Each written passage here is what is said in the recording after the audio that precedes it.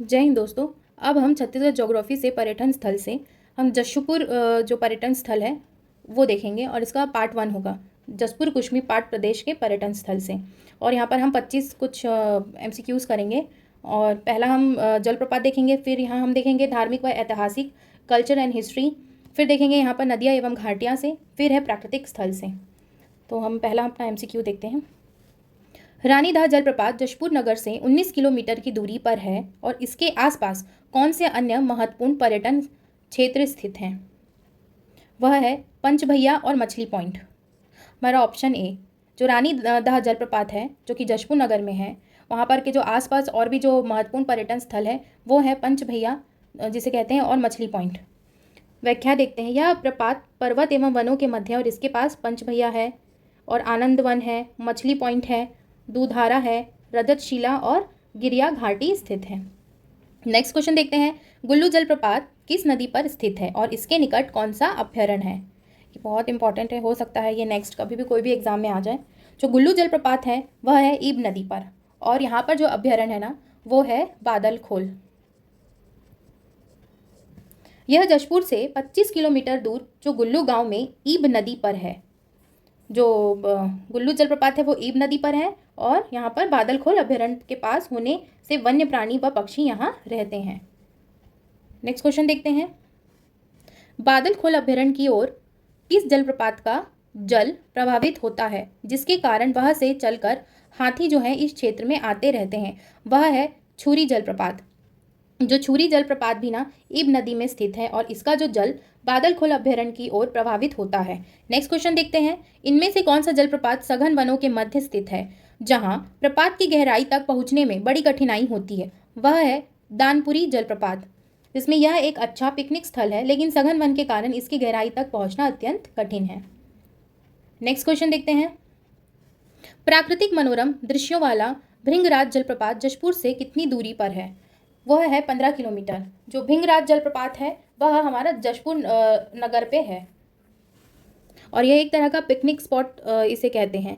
और next question है। कुनकुरी से 25 किलोमीटर की दूरी पर कौन सा अत्यंत सुंदर जलप्रपात स्थित है? वह है बाने जलप्रपात। जो कुनकुरी से 25 किलोमीटर की दूरी पर जो है वह है बाने जलप्रपात।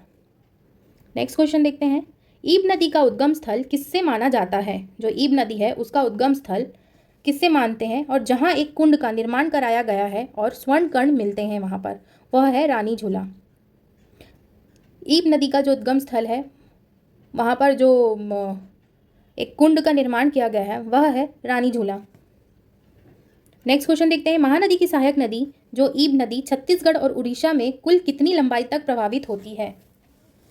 ये भी इंपॉर्टेंट है। महानदी की जो सहायक नदी है ईब नदी छत्तीसगढ़ और वह उड़ीसा में कुल कितनी लंबाई तक प्रभावित होती है? वह है 220 किलोमीटर।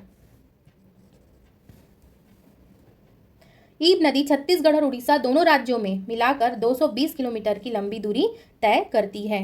नेक्स्ट क्वेश्चन देखते हैं। कोटेबीरा जो ईब घाटी के संदर्भ में क्या मान्यता है? वहाँ जो मान्यता जो प्रचलित है वह देखते हैं। यहाँ पर है ईश्वर ने रात्रि में यहाँ विश्राम किया और बांध बनाना चाहा। मतलब मान्यता है कि अति सुंदर दृश्य देखकर ईश्वर ने रात में बांध बनाना चाहा किंतु सूर्योदय होने के कारण बांध अधूरा रह गया। ये उतना इम्पॉर्टेंट नहीं है, फिर भी एक बार इसे आप देख सकते हैं। और नेक्स्ट है अब सेदम जलप्रपात। जो सेदम जलप्रपात जहाँ एक शिव मंदिर भी स्थित है वह किस मार्ग पर है? वह है अंबिकापुर रायगढ़ के मार्ग पर स्थित है। नेक्स्ट क्वेश्चन देखते हैं। जशपुर नगर से 43 किलोमीटर जो दक्षिण पश्चिम दिशा में स्थित कुनकुरी का कैथोलिक जो चर्च एशिया में किस स्थान पर आता है? वह आता है दूसरे स्थान पर। यह सेकेंड जो हमारे जशपुर नगर है वहाँ पर एक चर्च है जो कि एशिया का वह हमारे दूसरे स्थान पर ये आता है जिसे कहते हैं कैथोलिक चर्च। नेक्स्ट क्वेश्चन है। कुनकुरी कैथोलिक चर्च में पवित्रता के प्रतीक स्वरूप कितने आर्क बने हैं? वहाँ पर 7 आर्क बने हैं। इस चर्च में 7 आर्क हैं जो पवित्रता का प्रतीक माने जाते हैं और यहाँ लोग प्रार्थना कर असीम शांति का अनुभव करते हैं। नेक्स्ट क्वेश्चन देखते हैं। सामरबार में स्थित जो कैलाश गुफा है वो गहिरा गुरु आश्रम का निर्माण किसने कराया था? जो गहिरा गुरु आश्रम है जो कि सामरबार में स्थित है, उसका जो निर्माण संत रामेश्वर दास गहिरा गुरु ने कराया था। इसका व्याख्या देखते हैं। यह बगीचा से 10 किलोमीटर दूर स्थित है और यह आश्रम कठोर पहाड़ को काटकर बनाया गया है और इसकी छत एक ही चट्टान की बनी है। नेक्स्ट क्वेश्चन देखते हैं। कैलाश गुफा आश्रम में कौन सी पाठशाला संचालित है जहां बच्चे गुरुकुल की तरह जैसे कि धोती कुर्ता पहनकर अध्ययन करते हैं? वह कौन सा? वह संस्कृत पाठशाला के नाम से उसे जाना जाता है। यहाँ भगवान शिव और पार्वती यज्ञ मंडप के साथ साथ एक संस्कृत पाठशाला भी है। नेक्स्ट क्वेश्चन देखते हैं। जशपुर नगर से 112 किलोमीटर दूर स्थित जो बगीचा नामक स्थान है वह किन फलों के विशाल बगीचों के कारण प्रसिद्ध है? यहाँ पर कौन सा फल मिलता है? जो कि है वो नाशपाती और लीची और आम के नाम से इसे जाना जाता है। फिर है जशपुर नगर से 15 किलोमीटर दूर स्थित लोरो घाट को किस अन्य नाम से भी पुकारा जाता है? उसे फूलों की घाटी बोलते हैं। जो लोरो घाटी जिसे हम कहते हैं उसे हम फूलों की घाटी भी कहते हैं। यह हिल स्टेशन के समान दिखने वाला लोरो घाट में जब घाटी में पानी गिरता है तो पर्वतों के शिखर से घाटी तक फूलों की पट्टी दिखाई देती है, इसलिए इसे फूलों की घाटी कहा जाता है। फिर आते हैं नेक्स्ट क्वेश्चन पे। तपकरा को प्राचीन समय से किस नाम से जाना जाता है जिसे शासन सर्प पार्क के रूप में विकसित कर रही है? उसे नागलोक के नाम से जाना, जो तपकरा है ना उसे नागलोक के नाम से जाना जाता है। फिर नेक्स्ट क्वेश्चन देखते हैं। जेगुर नदी के किनारे पंडरा पाट के पास स्थित वह कौन सा स्थान है जहां की रंग बिरंगी मिट्टियां आकर्षण केंद्र बनाती है? उसका नाम है चुंदा पाट। नेक्स्ट क्वेश्चन देखते हैं। बगीचा में 17 किलोमीटर जो दूर स्थित खुड़िया रानी गुफा के भीतर की जो स्थिति कैसी होती है जहां जाना संभव नहीं है?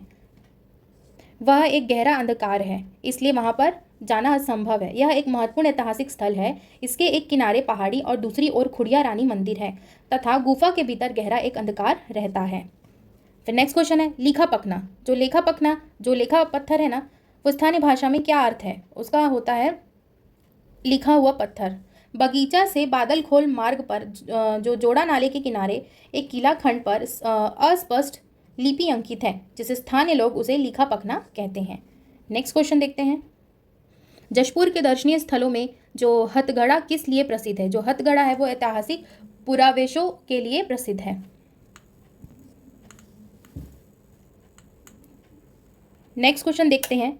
आस्था गांव के निकट स्थित हर्रा डिपा जो है किस पौराणिक महत्व और अध्ययन के लिए पर्यटकों को आकर्षित करता है? वह है द्वादश टूलिंग के नाम से जाना जाता है। यह बड़ी संख्या में साल के वृक्ष हैं यहाँ तथा द्वादश टूलिंग स्थान का पौराणिक महत्व है जहाँ पर्यटक पुरातत्व का अध्ययन करने आते हैं। नेक्स्ट क्वेश्चन देखते हैं। प्राचीन शिव मंदिर देउरकोना स्थानीय रूप से किस अन्य नाम से भी जाना जाता है? उसे नन्हे कसर का एक टोला कहते हैं। ऑप्शन सी हमारा सही हो जाएगा।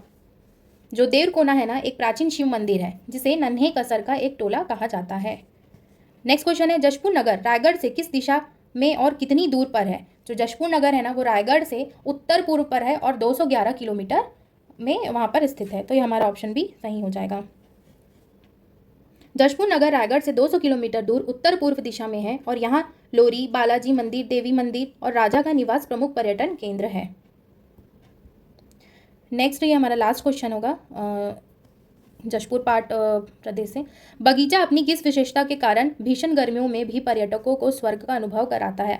यहाँ पर ना शीतल और स्वास्थ्यप्रद जलवायु के कारण यहाँ पर जो पर्यटक है को यह स्वर्ग अनुभव यहाँ पर होता है।